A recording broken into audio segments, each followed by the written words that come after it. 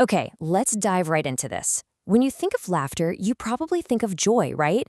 A great punchline, a connection with friends. You think of something light, positive, and fleeting. But what if I told you that laughter could be something entirely different? What if laughter was the primary symptom of an unstoppable, terrifying event? Today's explainer takes us back in time to examine one of the most bizarre and honestly unnerving medical mysteries in recorded history, the Tanganyika laughter epidemic of 1962. We're going to look closely at the data and the timeline to understand exactly how a sound usually associated with pure happiness became a symbol of absolute distress. Can laughter actually be a plague? I mean, it sounds like the plot of a psychological thriller, doesn't it? But this is real, documented history. We're looking at a localized anomaly that completely defied medical expectations. I want you to put yourself in the shoes of the doctors and teachers at the time. You're facing an outbreak of an invisible contagion that seems to spread through a sound and an expression. It's deeply unsettling, and it fundamentally challenges how we view human psychology and the mechanics of a public health crisis. So let's trace exactly how this nightmare unfolded. Section 1. The Spark in Kashasha, Ground Zero. Every massive outbreak has an origin point, a quiet moment just before the storm. And for this epidemic, it began in an incredibly isolated, controlled educational environment.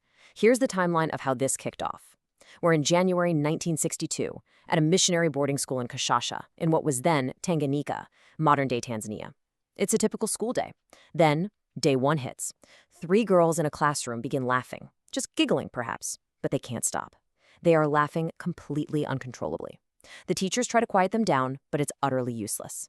And then we look at the third point on our timeline. Within days, this laughing fit doesn't just linger, it spreads like absolute wildfire. It jumps from student to student, completely bypassing any known laws of biological transmission. It basically becomes an unstoppable chain reaction. So the crucial point is the number 3. Literally just 3 students. That is all it took. I want you to really think about the absolute fragility of this situation. In a closed environment like a boarding school, you have strict schedules, discipline, order, right? And all of that rigid structure was entirely dismantled, starting with just 3 initial girls. It perfectly highlights how quickly a stable social ecosystem can collapse when an unknown, highly disruptive variable is introduced. To put that into perspective, out of a total population of 159 students at this boarding school, an astonishing 95 were affected in a matter of days. That is nearly 60% of the entire student body incapacitated. Meanwhile, only 64 students remained unaffected. When you visualize this density, you're seeing the hallmark of a highly infectious, hyper-aggressive outbreak. It wasn't just a few isolated cases in the back of a classroom. It was a total systemic overwhelming of the population. Section 2. Not a laughing matter. The dark reality of the symptoms. We really need to completely reframe what was actually happening to these students, because the very word laughter is deceiving us here. And this brilliantly illustrates the immense disconnect between our everyday expectations and historical reality. Normal laughter is joyful, it's happy, it's a temporary release. But Tanganyika laughter, it was not joyful. It was completely empty of any happiness. It was a terrifying, uncontrollable physical reflex. These students were trapped in a loop of vocalization that they could not escape, which makes this way less of a comedy and much more of a horror story. Let's slow down and look closely at the accompanying symptoms, because this breaks down exactly how grueling this was. Crying, agitation, pain, and fainting.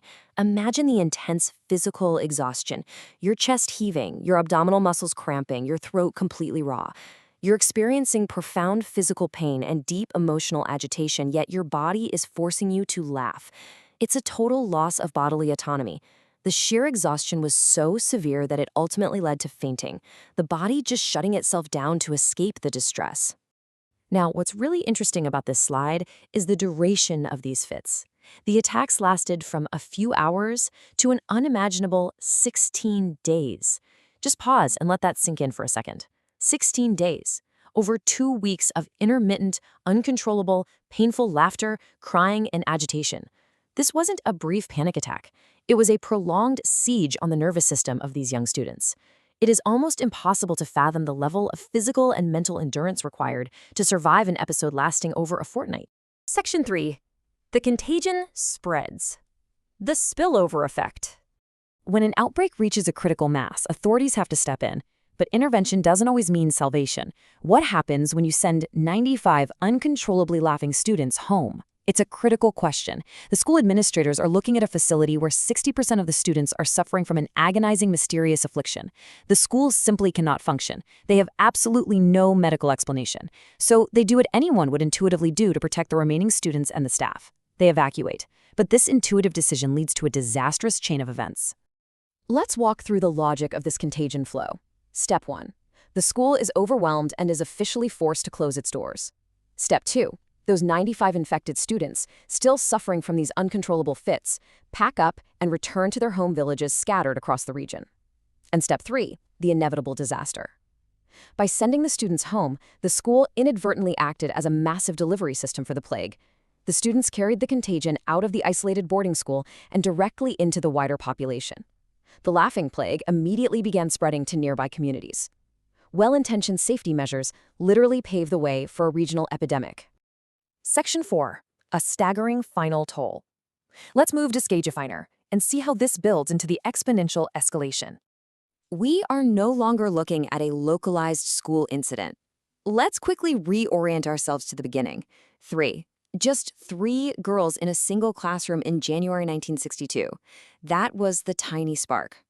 In mere days, it accelerates to 95. A localized explosion within the boarding school that forces a complete shutdown of the educational facility. And here is the staggering final toll. Greater than 1,000. Over 1,000 people eventually became affected by this uncontrollable laughing contagion. The spillover effect was absolute. It ripped through villages, communities, and entire families. What started with 3 girls escalated exponentially, proving that whatever this was, it possessed an unbelievable reproductive rate in the general public once it actually escaped containment. And this brings us to why this matters, captured perfectly in this quote from the source. Forcing multiple schools to shut down for months. We aren't just talking about a bizarre medical footnote. We are looking at severe, long-term societal disruption. Education was halted. Communities were paralyzed.